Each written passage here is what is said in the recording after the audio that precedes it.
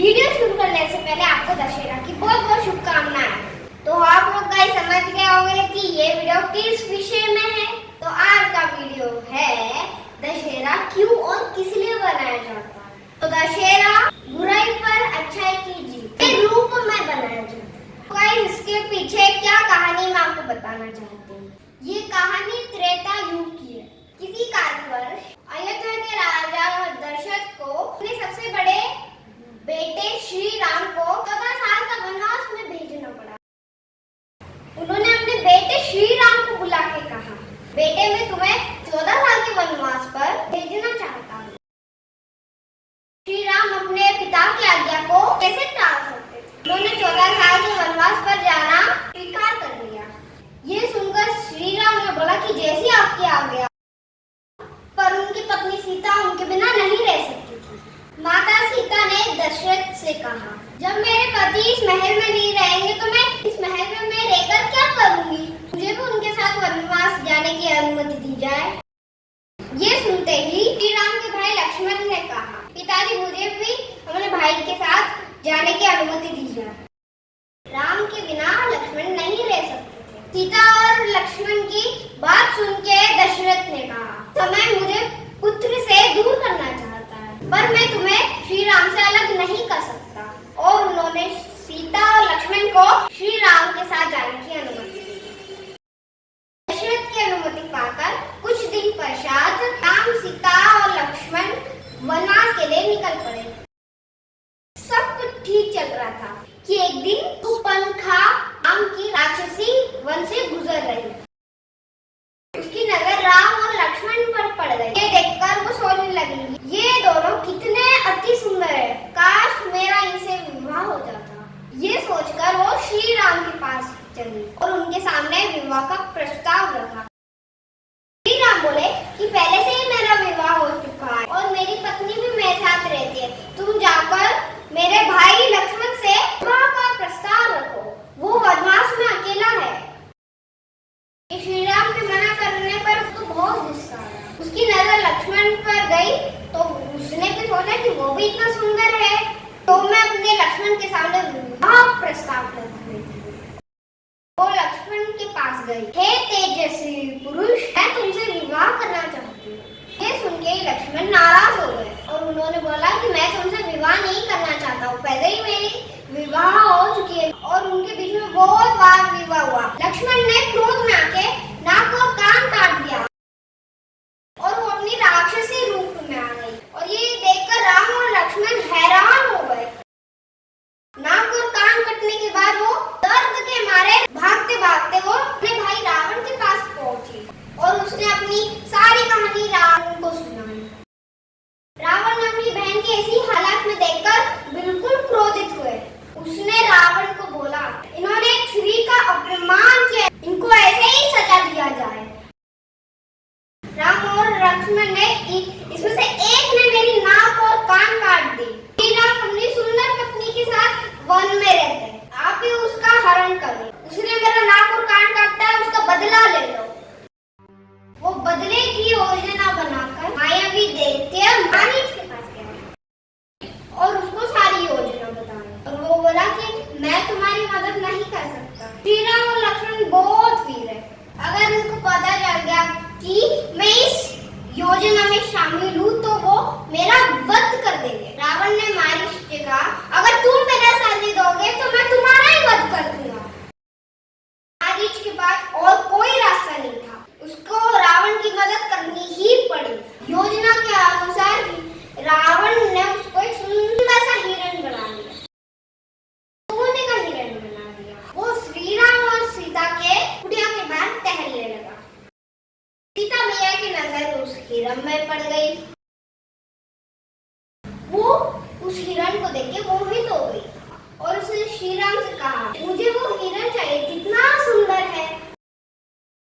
वो हिरण मुझे कैसे पिला के दे। उस हिरण को पाने के लिए श्री राम उसके पीछे पीछे चल दिए। लक्ष्मण को सीता मैया की ख्याल रखने को बोलकर चल दिए।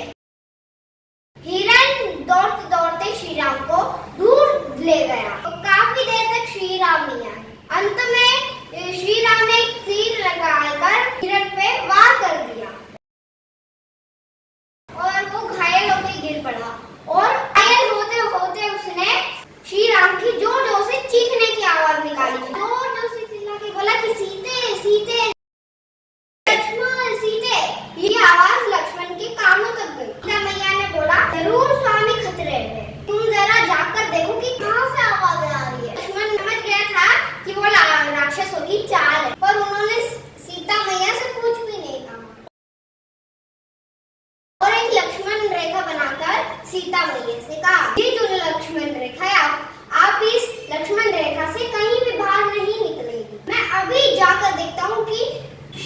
कहाँ है?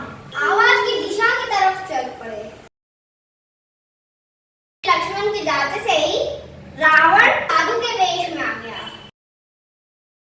और उन्होंने सीता मैया से भिक्षा मांगी। जाम दे, जाम दे। कुटिया के सामने खड़ा हो गया और सीता मैया फल ले आई। जैसे ही रावण उस कुटिया के पास गया, उसने लक्ष्मण रेखा देखी। उन्होंने सीता मैया से कहा कि बाहर आके भिक्षा दो, वरना ये साधु बिना भिक्षा लिए चले जाएगा। सीता मैया नहीं चाहती थी कि कोई भी साधु बिना भिक्षा लिए उनकी कुटिया से चला जाए, इसलिए वो खुद भिक्षा लेके बाहर आए। ऐसे उन्होंने लक्ष्मण रेखा को पार किया। रावण अपनी असली रूप में आ गया और उन्होंने सीता मैया का हाथ पकड़ लिया और उनको लंका की तरफ ले गए। जब श्री राम और लक्ष्मण कुटिया में आए तो देखा कि सीता मैया कहीं भी नहीं है। उन्होंने सब दूर तलाश किया, उनको सीता मैया कहीं भी नहीं मिली। खोजते हनुमान, सुग्रीव, जामनबाली जैसे वीर योद्धा मिले। हनुमान जी समुद्र पार करके लंका गए और उन्होंने अशोक वाटिका पे सीता मैया को देखा और उन्होंने बोला कि मुझे श्री राम ने भेजा। सीता मैया ने कहा कि जरूर ये रावण की चाल है, आपको श्री राम ने नहीं भेजा। हनुमान ने उनको विश्वास करके दिलाया कि मुझे श्री राम ने ही भेजा है और मैं श्री राम को बहुत बड़ा भक्त। ये देखो, ये अंगूठी श्री राम ने भेजी है। और सीता मैया ने चूड़ामणि हनुमान जी को दे दिया। हनुमान जी ने बोला सीता मैया को, श्री राम आपको जल्दी ही छुड़वाने आएंगे। हनुमान जी को बहुत भूख लगी। हनुमान जी ने सीता मैया से पूछा, मैं थोड़ा अशोक वाटिका से थोड़ा फल खा लूं? और खाते खाते उन्होंने बहुत सारे पेड़ नष्ट कर दिए। वाटिका में बहुत उधम मचा दिया और ये देखकर खबर रावण के पास पहुंची और उन्होंने अपने बेटे अक्षय से कहा, जाकर उस वानर को पकड़ लाओ। हनुमान जी उनको पटक दिए, वो मर गया। और ये देखकर रावण को बहुत गुस्सा आया और उन्होंने अपने बेटे मेघनाद को भेजा। ऐसे हनुमान ने मेघनाद को देखा, ये तो वीर और शक्तिशाली नजर आ रहा है, मैं क्या कम शक्तिशाली करना। और उन्होंने भी मेघनाद को घायल कर दिया। थोड़ी देर में मेघनाद को होश आया तो उन्होंने एक से एक शस्त्र चलाया। आखिर में उन्होंने ब्रह्मास्त्र निकाला और हनुमान जी पर वार करना चाहता था। हनुमान जी ब्रह्मास्त्र को नहीं काटना चाहते थे, इसलिए वो मेघनाद की गिरफ्त में आ गए। मेघनाद उनको रावण के पास ले गए। रावण ने बोला कि इनको क्या सजा दी जाए। रावण के सारा कालों ने सलाह दी, सब वानरों को अपने पूंछ बहुत प्रिय होता है, इसके पूंछ को रस्सी बांधकर आग लगा दिया जाए। पूंछ पे रस्सी बांधते गए और हनुमान जी पूंछ लंबी करते गए। जैसे ही उन्होंने पूंछ पे आग लगाई, पूरी लंका को हनुमान जी ने कूद कूद के जय श्री राम बोल के पूरा लंका को आग लगा दिया। अशोक वाटिका और विभीषण का महल बच गया, बाकी सब जगह आग लगा दिया और श्री राम के पास वापिस लौट आए और श्री राम ने युद्ध करके रावण का वध कर दिया।